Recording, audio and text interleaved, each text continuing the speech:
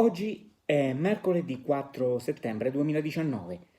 Nessun giorno è un giorno qualunque, ciascun giorno rappresenta qualcosa di speciale per qualcuno.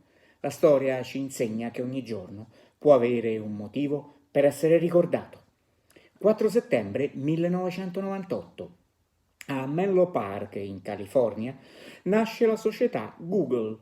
A fondarla sono Larry Page e Sergey Brin, due studenti dell'Università di Stanford, dopo aver sviluppato la teoria secondo cui un motore di ricerca basato sull'analisi matematica delle relazioni tra i siti web avrebbe prodotto risultati migliori rispetto alle tecniche empiriche usate precedentemente.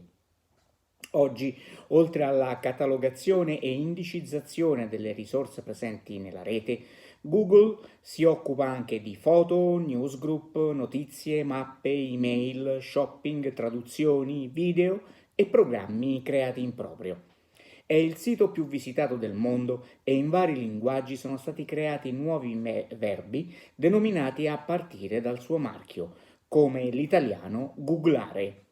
È disponibile in versioni per moltissime lingue, tra le quali l'esperanto, la lingua artificiale sviluppata tra il 1872 e il 1887 dall'oculista polacco Ludwik Leiser Zamenhof, con la speranza, da qui il suo nome, di avere una lingua ausiliaria internazionale che, affiancandosi a quelle nazionali come patrimonio comune, permettesse ai popoli di dialogare più facilmente e in pace.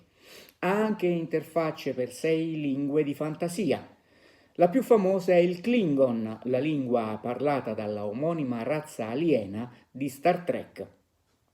I 900.000 server di Google sono distribuiti su 10 data center, 6 negli Stati Uniti, 2 in Europa e 2 in Asia. Con sede principale a Mountain View, in California, Google ha una capitalizzazione azionaria superiore ai 740 miliardi di dollari, possiede oltre 100 uffici in 54 paesi e ha circa 90.000 dipendenti. Dal 5 ottobre 2015 è una controllata della holding Alphabet con a capo Larry Page. Il dominio google.com viene registrato il 15 settembre 1997. Page e Brin pensano a un nome che sia un'iperbole per rappresentare la vastità del web. Per questo scelgono Google, il nome utilizzato dal matematico statunitense Edward Kastner, su suggerimento del nipote di 9 anni, per rappresentare un numero molto grande, 1 seguito da 100 zeri. Ma al momento della registrazione, non conoscendo esattamente la grafia della parola, registrano Google.